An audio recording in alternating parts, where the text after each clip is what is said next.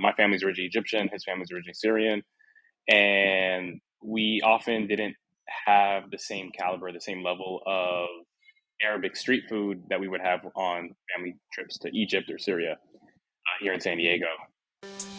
The Halal Food Podcast, brought to you by HalalRun, the #1 guide to halal eating options in North America. Assalamu alaikum, everybody, and welcome to the Halal Food Podcast, where we interview the entrepreneurs and the talent who are driving the halal food industry in North America, and we also celebrate successful Muslims from all walks of life in general. We are so excited that you could join us for our very first episode. Now, we at HalalRun are huge fans of Middle Eastern food. And as our first guest, we invited the founders of Tahini, a falafel, shawarma, incredible establishment in San Diego, and they also have a very interesting story. So without further ado, here's the interview, and if you like what you hear, please hit the like button and leave us a comment saying hi. And we're here live with the founders of Tahini, Osama and Moody. Gentlemen, assalamu alaikum. Thank you so much for coming on to the podcast. I appreciate you having us. Thanks. Yeah, and as I let you know beforehand, you are our first guest on the podcast, which is really special. You know, and we picked you for a reason because we like what you're doing, both in terms of your restaurant, but what you're doing with the community, and we'll get into all that. So why don't we start off with the two of you just telling us your story. What's your background? How did you get into the halal industry? What was your vision in starting Tahini? You wanna feel free? Nah, man. I'm all right. So this was actually something that was really just born out of just the two of us hanging out when we were younger. And for a very long time, I think we had just lamented over the fact that we didn't always have easy access to the foods that we grew up loving. My family's originally Egyptian, his family's originally Syrian. And we often didn't have the same caliber, the same level of Arabic street food that we would have on family trips to Egypt or Syria here in San Diego. And you grew up where? Did you grow up in San Diego, or? I was born in Baltimore, but I've been living in San Diego since I was 3 years old. So for the most part, I'm San Diegan at heart. Whereas Mahmoud actually grew up in New Jersey, and I mean he can kind of give his breakdown on that. Yeah, so I was born and raised in Jersey. I was born in Patterson. Grew up between like Patterson and Prospect Park. So we actually grew up with a lot of like Arabic food. So even though going to Syria was awesome, like in the summers, because seeing family and then just eating, the food was always amazing when going to Syria. And so coming back to Patterson, Jersey wasn't too bad because the amount of Arabic food out there. But when I had moved to San Diego, is kind of when I was like, man, there was just like, at least when I first moved here. Now there's definitely way more, but when I first moved here, really not that many like shawarma spots. Whereas in the East Coast, especially like New York, I mean the way taco shops are in San Diego is kind of how shawarma and falafel spots are in the East Coast. And so I used to it kind of started off me talking crap to Osama, like, oh man, San Diego sucks, no shawarma, and then Osama being the hard-headed lawyer, right? He's like, well, why don't we do it ourselves? And kind of started off as a joke, but we just kept talking about it, and then it just kind of kept building up, and then we just decided to go for it. Yeah. Well, so just so I get this right, so if Osama grew up in San Diego and Mahmoud, you grew up in Jersey, when did the two of you meet? So when I moved here, which was almost about 15 years ago. So when I first moved here, through Amir, who had, being the only person I knew in San Diego, I met a lot of the dudes at the masjid, Osama being one of them. And just literally from the day I met him, we just kind of clicked and then just kind of been, best friends since then, man. And now your website talks about the story about how, Osama's a lawyer and Mahmoud's a cop, a former cop. Tell me about that. How did you how did you go into those professions, and how did you decide to transition from those professions into what you're doing now? Yeah, you wanna? I started last. Sorry. So actually, yeah. So I changed my major 3 times in college. I started off as like a business major, then I went to psychology, and then I ended up doing criminal justice because I did a ride along, and then just kind of like, just really enjoyed it. Kind of wanted to like really be hands on with with the community. Like I figured like we need more like Arab and Muslim police officers. So literally just after I graduated, I did an internship with with the Department of Corrections and the Probation Department, and then I finally got accepted into the academy to start. The 6-month academy before you actually become an officer, and then before that, we had started the farmer markets. So as I was, getting ready for the academy, he had taken time off of, and I'll let him talk more about it, but he took time off of Harvard Law School. And we started the farmer markets just like, hey man, like, let's see if this, could be something. And we didn't have a lot of money or any money really to open up the business. And a really big percentage of restaurants fail within the first 2 years. So so we started the farmer markets. Alhamdulillah, man, it went so much better than we could have hoped for. Almost as if like, this is what God had in store for us. And subhanAllah, just so many blessings, so much barakah along the way. And so I winded up, dropping out of the academy, and then he had graduated, even taking his bar exam, but, so we, like when the farmer markets just went so well, we did it for about a year, and then we set up at the side of a gas station for almost another year. And alhamdulillah, man, we were just selling out of, 100 pounds of, chicken, beef, shawarma, falafel within like 3-4 hours. We didn't have a ton of storage because it was like the side of a gas station. So we winded up, at that point we're like, halas, like, I think this is what we want to do. So we kind of, put our careers on the side burner, and then, Osama did most of the work because I was working full time. He for like a year and a half, man, just hunting down for a location. I'll be honest, it wasn't easy for us. Never is. But dude, it was rough because we're a startup, and also on top of that, being Arab and Muslim, didn't make it easier. Doesn't always help. Yeah, 100%. But I don't know if you want to talk more like about. Yeah, Osama, tell about how did you end up at law school?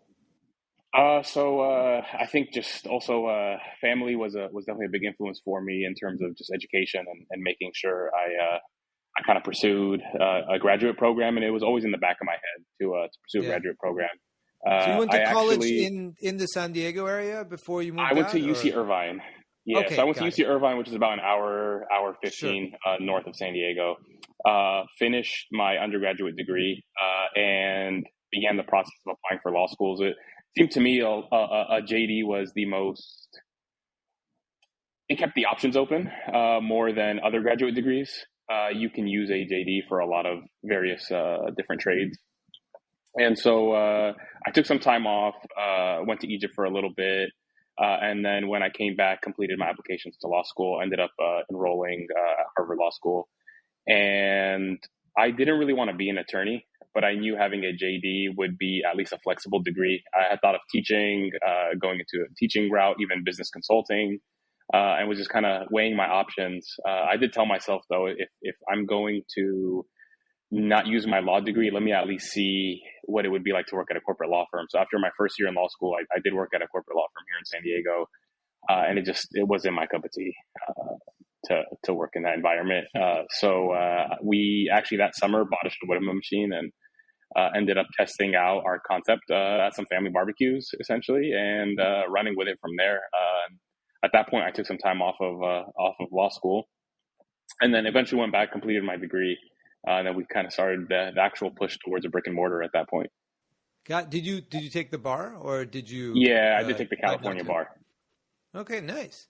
So what year was this that you tell me a bit about the timeline? What was the year you started off in farmers markets? What was the year you parked at the gas station? And then when did you start your physical location? 2013 going into 2014 would have been the farmer market going into the gas station. Did that for probably about a full year, and then we started looking for a location in 2016, and we finally opened up in 2017. November 2017 was our grand opening, or late October, early November. Yeah. Well, they're coming up on your 5th year anniversary, mashallah. Yeah, we're excited. That's great. All right. So right now you have the one location, is that right? So we do have the one location. We're actually right now in the original Tahini location. We had the opportunity during about a year and a half ago. The space next door to us was a ramen restaurant that moved out. It was a larger space. One of the things we always struggled with here was space, just not having enough of it. And I think in a COVID world, the tight space, and people became a lot more fearful of tighter spaces during a COVID world. So we thought, you know what, let's take Tahini into the space next door. This neighborhood that we're in has always lacked a specialty coffee shop. And so now we're actually in the process of doing a little bit of remodeling work to open up a coffee shop concept called Finjan, which means which means sorry. Go ahead. It means coffee cup in Arabic. So we will be doing some specialty coffee along with also some Middle Eastern twists to it. We'll have like Turkish coffee that we have a sand pit for, that we'll cook it in the sand pit. We'll be doing some traditional Arabic desserts as well. Baklawa, kunafa. Yeah, so we're excited about that.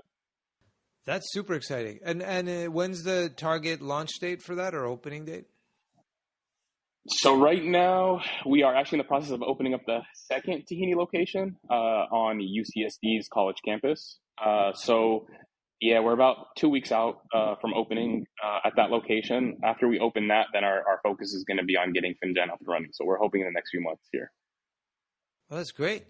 So what is what was the thinking behind it's time to open a second location?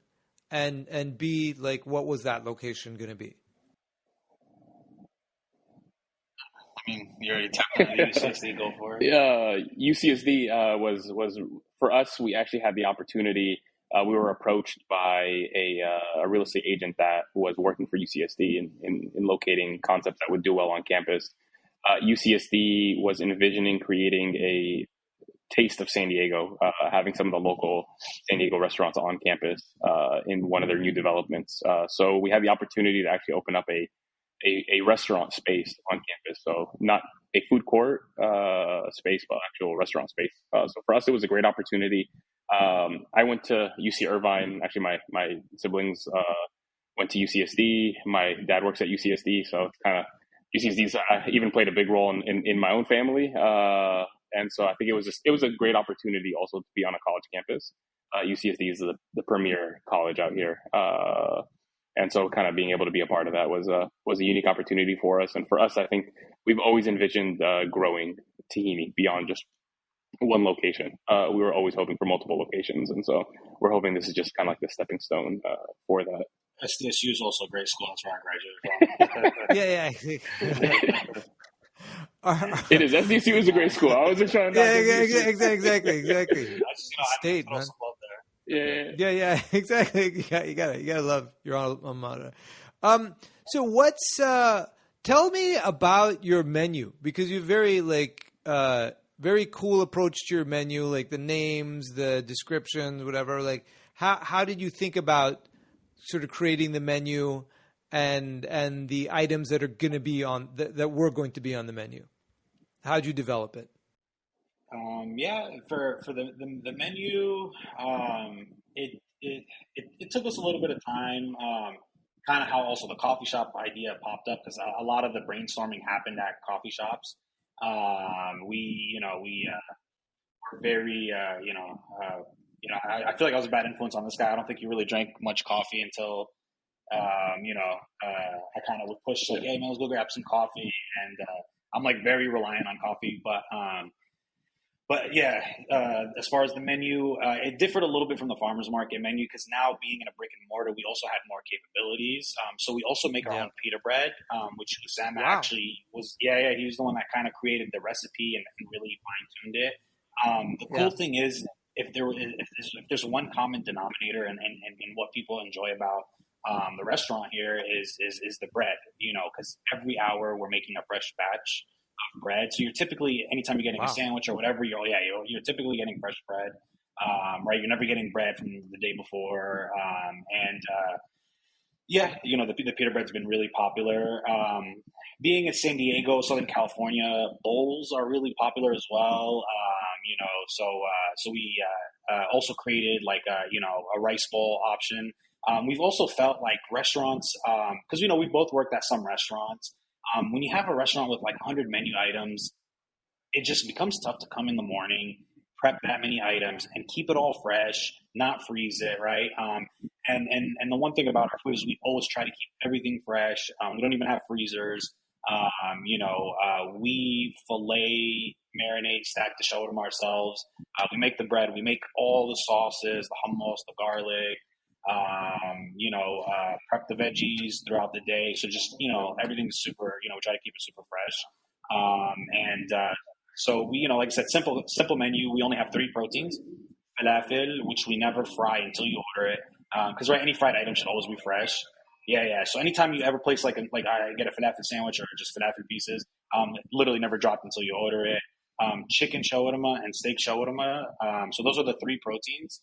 Between those 3, you can do pita pocket, rice bowl, salad, for someone who may be keto or gluten-free or whatever. So we kind of have an option for everybody. Even 6 out of our 7 sauces are all vegan. We also have a few fun appetizers. If you ever hear the tahini fries are the most popular, along with the halloumi cheese sticks. Those are popular. Really those are probably the most 2 popular munchies. And then we created the tahini originals.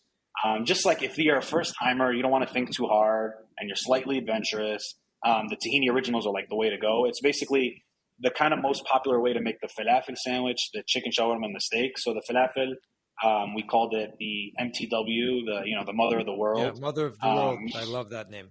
So I don't know if you want to talk more about that in Esquire, and then I can talk about OG.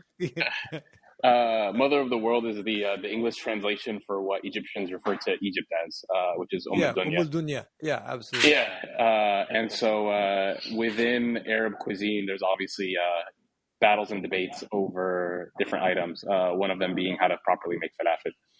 Egyptians in much of Egypt call it ta'miyah, and the biggest differentiating point between Egyptian style falafel and other falafel is Egyptians use fava beans, whereas a lot of the other Arab countries use chickpeas. That's right. Yeah, so we had done some blind taste testing before we opened, and in those blind taste testing with a bunch of Arabs from even like Syria and Egypt and other places, the fava bean based falafel won out in those blind taste tests. It's like the sandwich challenge for Arabs in California, right? So it's exactly that Pepsi challenge, because the first time we did the soft openings where we were inviting 50-ish friends and family, almost like 7, 8 out of 10 chose the chickpea version of falafel, and then Osama was like, well, yeah, most of our homies are Syrian and so on and so forth, Palestinians. So how about we go, falafel A, B, and C, and not tell them which is which? And then on multiple occasions, everyone preferred the one with the fava beans. So it was exactly that Pepsi Coke challenge where, when they see it, they'll choose Coke, but then when they taste it, right, some people chose, most people chose Pepsi. So it's that's kind of how it went down. Did it cause identity crisis in a lot of people? They're like, "Oh my god!" When you tell them at the end, I don't know why there's such nationalism in the food, but I mean, definitely most people prefer the one with the fava beans. Yeah, that's so fascinating. Yeah, and then the Esquire. Yeah, the Esquire Peter. Yeah, tell us more about that. And that was really featured on the Food Network. Yeah. Yes. So that is actually the sandwich that we made for Guy Fieri when he came for Diner, Drive-In, and Dives. And that one was the way I used to eat my sandwiches when I would have lunch. And so it is garlic sauce with sriracha tahini, so it has a little bit of a kick to it with French fries or fries. which is actually a very like Syrian style way of having shawarma, where they put fries with the chicken shawarma sandwich, and then parsley mix and tomatoes and pickles. Simple, sweet, kind of to the point. Guy Fieri loved it, and so we decided to also feature it on our menu because oftentimes when the show would I air, see his pictures on your menu too. Yeah. Because often when folks come to the restaurant after having seen the show, they'll ask, "Oh, what did Guy Fieri eat? Where's the menu item that he ate?" And for a long time, it was a hidden menu item. No one really. You have to be in the know to be able to order it or know how to put it together. So we ended up, rather than calling it the Guy Fieri sandwich, we ended up calling it the Esquire, which is, I guess, a nod to the title that lawyers get when they graduate. So nicely done. I love it, man. I will say, I'm based in New York City, like I told you, and it's 2:30 right now, and I haven't had lunch yet, and this menu is making me salivate. I'm hungry, and Middle Eastern, Mediterranean food is my favorite, so I'm basically dying here. The OG is definitely another one you'll have to try too. Yeah. The OG was actually, that one was kind of dedicated to one of our first staff members that was here. He was like an older, Syrian refugee, because we try to hire, because San Diego actually has, I think, the highest like influx of like, Iraqi and Syrian refugees that have come to America. And, we figured since we speak the language, they know the food, it would be kind of a good way to help and kind of give back. And, but the reason why we called it the OG Pita because, the first staff member of Tahini, his name, we called him Abu Anas, and his name was Ahmed. And this steak shawarma, so it's steak shawarma with tahini, parsley mix, tomatoes and pickled turnips. Very simple as well. Very common how it's had in Syria. And the reason why we called it the OG Pita after him was because I want to say like our first year that he was with us, like he was working with us, I was always working the register. Osama would kind of be making the food. And then Abu Anas, would usually be kind of just multitasking, cutting shawarma, doing a lot. And so he's cutting shawarma, and then he looks at Osama making the food, and he's like, he'll stop what he'll do. He puts down, everything, and he's like, Osama, like in Arabic, of course, like where's the parsley mix in this beef sandwich you're making? And Osama's like, well, the customer didn't want it. I'm just following the ticket. And he's like, no, just put the parsley mix in there. Osama's like, dude, he didn't ask for it. I'm not going to give it to him. He's like, yeah. He's like, the customers don't know what they want. Just give it to him. And bro, the line, it was like out the door. It was like during the lunch rush, and he's arguing with Osama. He's like, there's not one beef shawarma sandwich in all of Syria that does not have parsley mix. And he's just like yelling at him. So we kind of named that sandwich after him. That's awesome. Do you guys have any plans to expand, inshallah, outside of San Diego or beyond San Diego? Inshallah, that's definitely the goal. We kind of envisioned, just to be able to kind of keep up on like quality and things like that. Maybe like kind of like sticking around in Southern California. Like we would love to go to like Orange County and LA. That's kind of been, our thought process. So we're excited to launch UCSD right now, and we kind of want to see how that kind of all goes over. But I would say our goal is definitely to hopefully reach outside of San Diego for sure. Great. What I always I'm curious to ask your restaurateurs who have halal restaurants is, what percentage of your customers would you say are Muslim versus non-Muslim? It's just a curiosity that we have at HalalRun. Good question. You'd probably. I'm the register. I'll be honest. I want to throw a percentage. Definitely, I would say. Like Arabs and Muslims definitely make a smaller portion of our customer base. Especially here in San Diego and whatnot. That's tough. I'll definitely. What's that? I was gonna say a percentage might be tough, but they're definitely not a large demographic. We get a lot of Arab and Muslim clientele, but the majority of our clientele is non-Muslim, non-Arab. Yeah. The cool thing is, I don't know if I don't know if it's thanks to Cardi B or who, but the halal movement seems to be growing because I'll be honest, man. Sometimes we'll get like, just white folks that'll come in and then they're reading, and I'm on the register. I hear them reading the menu, and oh my god, dude, it's halal. Yeah, like F yeah, bro. Like, that's awesome. So like alhamdulillah, man. Like even like Muslims are appreciate that the chicken and beef are both zabiha. So it's been cool. Where do you source your halal meat from? So currently, actually, our beef comes from Australia and New Zealand. Oh wow! Yeah. They have a massive halal beef industry out there. Yeah. So that's been clutch for us. It's actually been ironically a lot more stable of a market for us to deal with than the American halal beef market. Just in terms of getting the type of cuts that we want, we do source a tri-tip for our beef, which is a higher quality cut than what it might typically be used in shawarma. And it's actually something that's very widely known on the West Coast.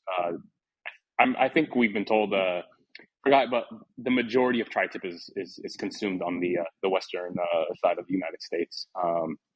You go to other parts of the state, they don't use it as much, or other parts of the country, they don't use it as much.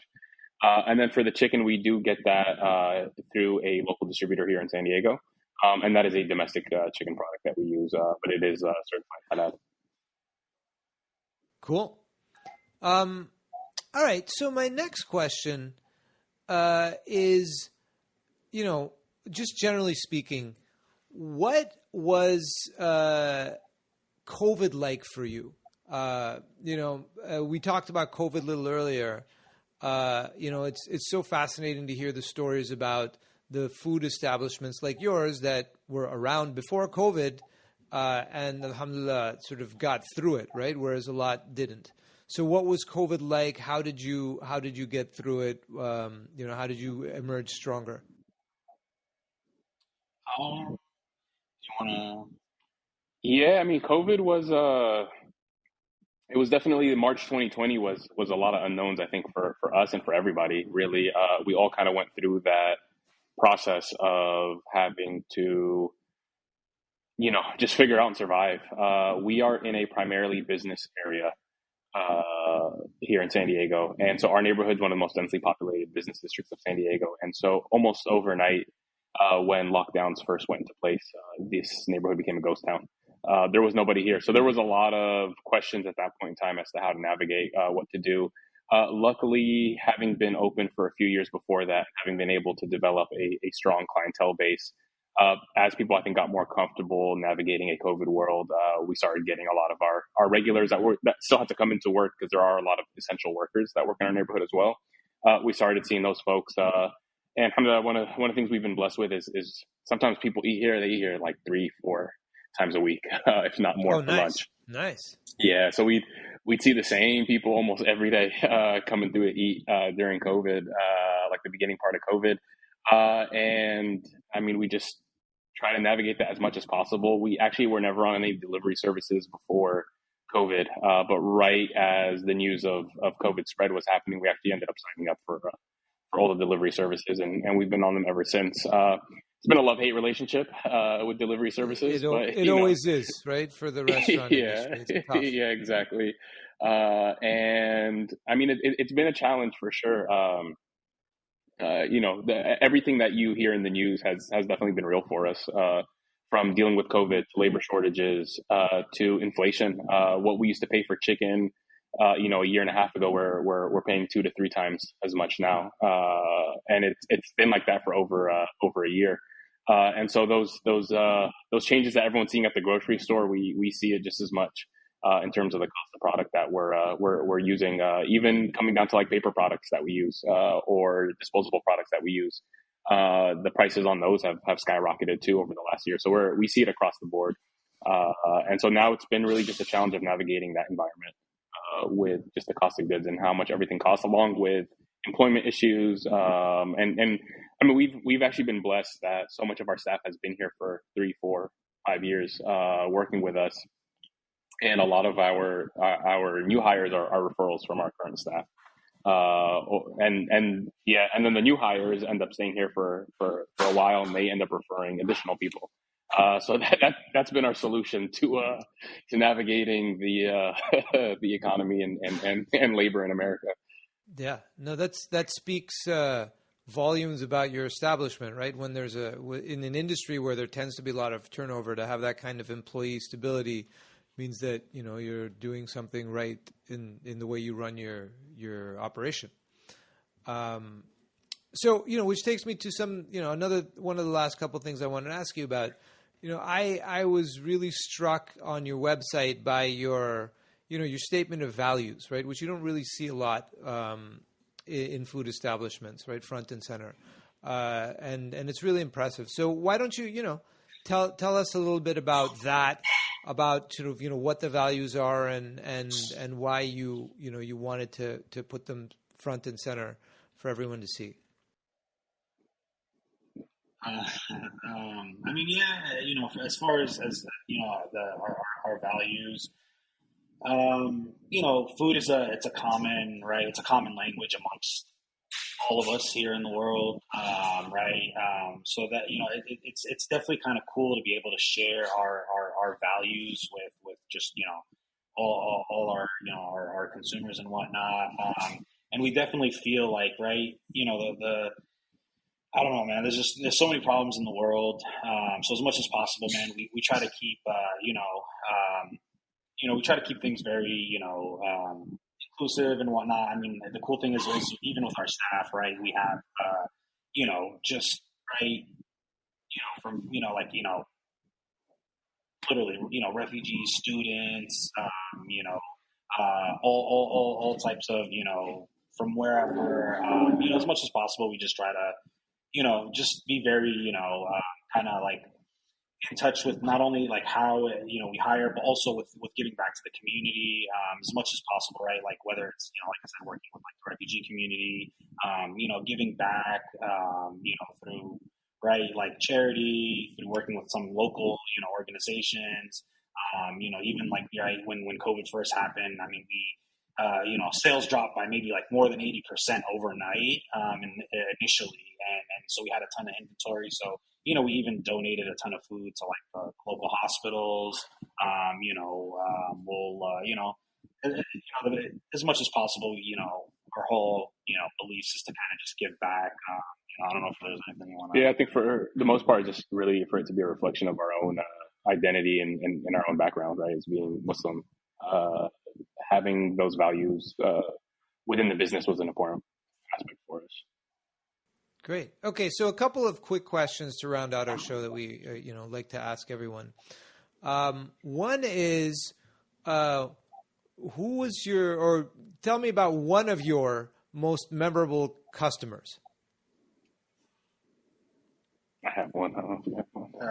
You've already said Guy Fieri, who's obviously probably the most memorable, but besides Guy Fieri. Mahmoud will probably have better stories than me, but for me, I interact with customers less frequently than Mahmoud does, but there was one morning, maybe a year or two into when we had first opened up, and I was actually helping out up front. Like it was early morning, like 9:30. We opened at 11, and I was covering a baking shift that day.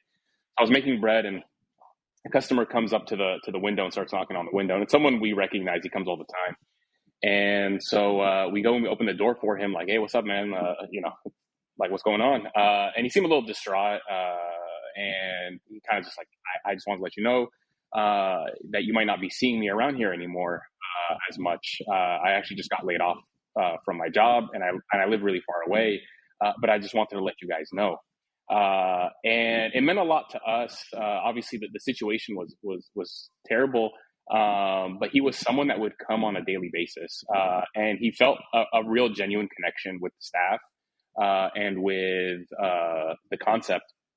And for us, a big part of the concept in having guests come in is really creating a family environment, right?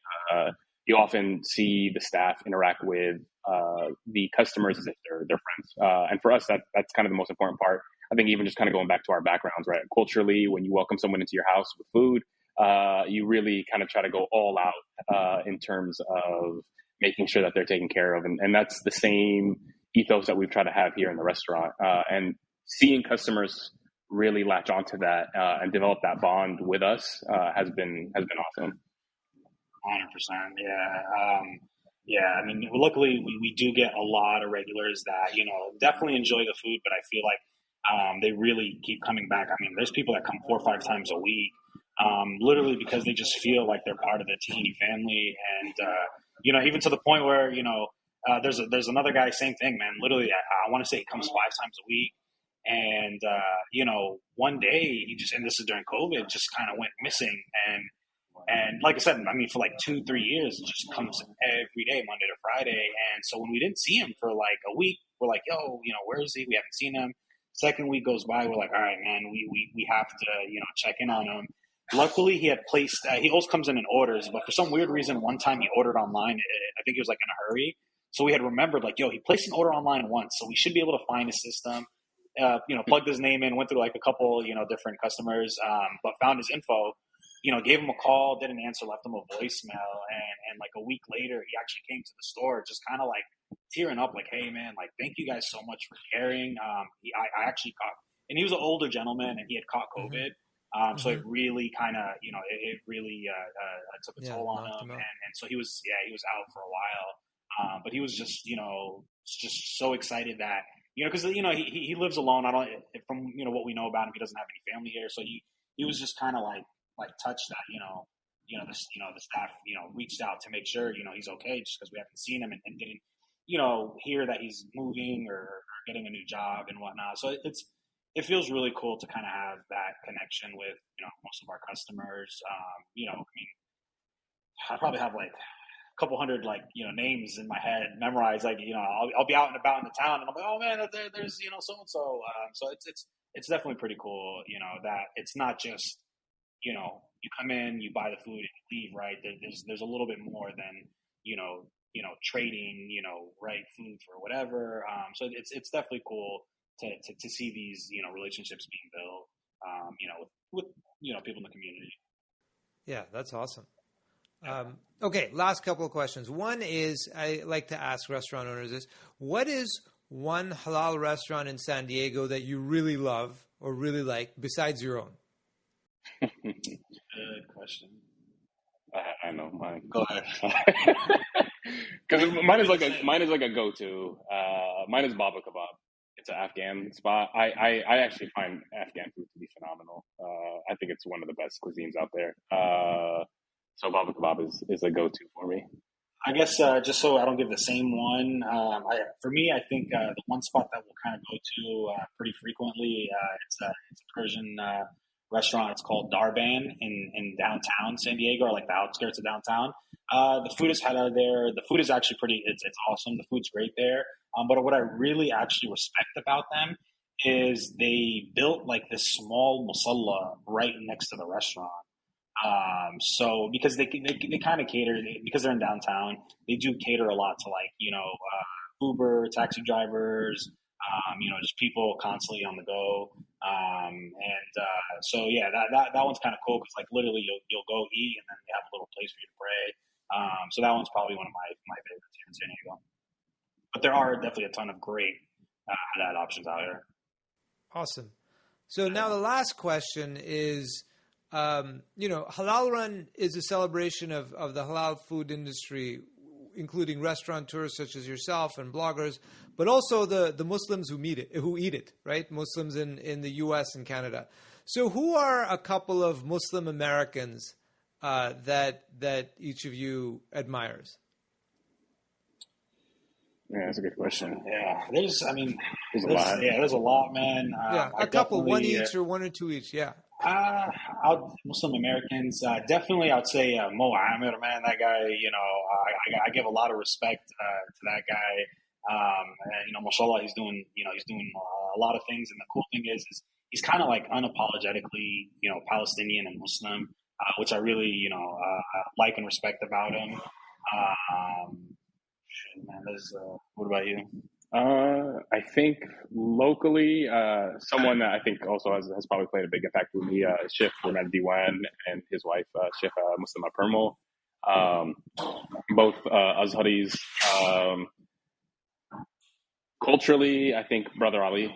Probably, I'm a big fan of his music. His music here. Yeah.